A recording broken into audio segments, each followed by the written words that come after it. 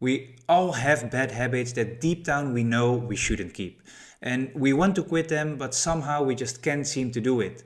And even if we find the motivation to try, over time we slip and we just fall back into our old ways.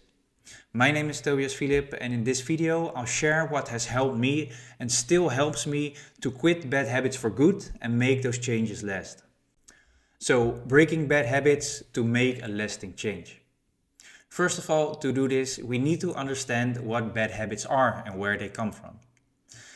To understand this, we must know and we must accept that we all have bad habits that we wish we could stop or that we wish we aren't doing anymore. And some of those are, for example, eating poorly, maybe procrastination, staying up late, spending too much time on our phones. We all have something.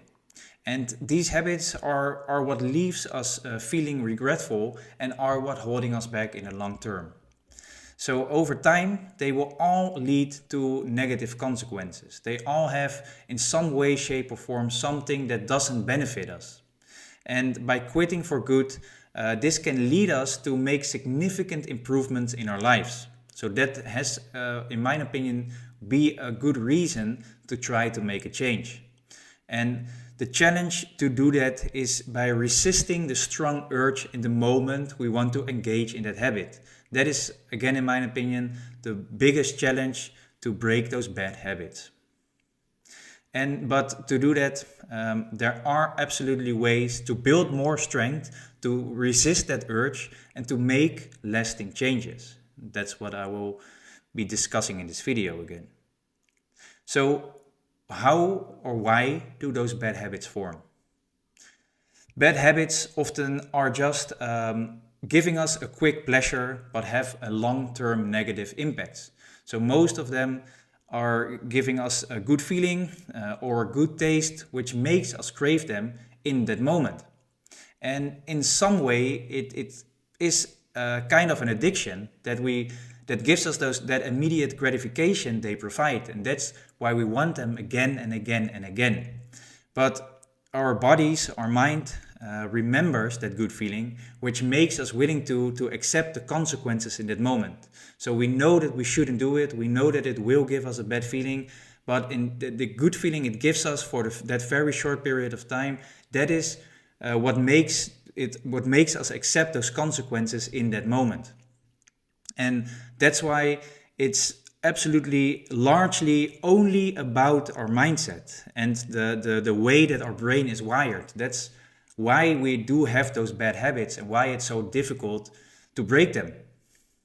But there are absolutely, as I mentioned, strategies for quitting those bad habits and building better habits.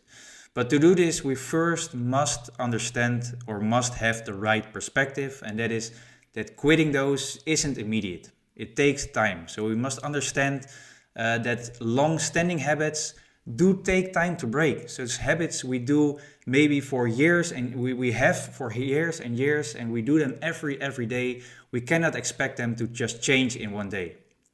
And what I found or what helped me the most is finding a strong motivating factor. So you have to find a compelling reason to quit. You have to know why you want to make a change and why you do want to break or quit that bad habit. And then once you found that, once you know why you should do it, you need to replace that bad habit with positive actions. So if that moment comes that you want to engage in that bad habit, you have to have an answer for yourself on the question, why shouldn't I not do it? Why should I quit doing it? Why shouldn't I do it? And then once you know that, once you have found that reason, once you have found that answer, you need to replace those bad habits with positive habits, with positive actions. And then consistently repeat and consistently do those positive actions. Because let's say, for example, a bad habit you have is smoking. And for years and years, every day, you woke up in the morning and the first thing you did was smoking. You cannot just say, I quit and I'm not going to do anything, because every morning you will wake up, hopefully. And if you wake up in the morning, you have to have a different habit, a different action to replace the thing that you maybe have done for many, many years. And if you can manage to do that, if you can manage to do that for a few weeks, maybe a few months, over time, your body will adjust and that new habit will take its hold. But you have to always replace a bad habit or an old habit with a new one. You cannot say, I will quit and I will not do anything at all. That is impossible. That is what makes it not work. So if you can focus on healthy and good actions to replace those bad habits, then your improvement will absolutely follow. There is no way that you cannot improve. If you only do good things, things that help you to reach that goal you've set for yourself, it will absolutely come automatically. And you then have to remind yourself that the challenge is only temporary. It's only for a few weeks. It's only maybe for a few months. But if you can manage to push yourself and not quit and consistently replace that habit with a new one, and you just don't quit and do it over and over again, eventually it will become a second nature, and you don't even know better. And if you can replace all those bad habits with only good habits, then yes, if for everyone will know that it's understandable for everyone that you can only improve and that you will only improve. But of course, as I mentioned, there can or maybe even will always be a relapse, because it is just part of the process. So if you know this in advance and that relapse comes, you doesn't have to be discouraged by it, because you know that it will come. It is almost given that it will come. And maybe in some situations it doesn't, but in most situations it always comes. So you might need 20 attempts, you might need 30 attempts, but if you keep trying, eventually you will absolutely succeed.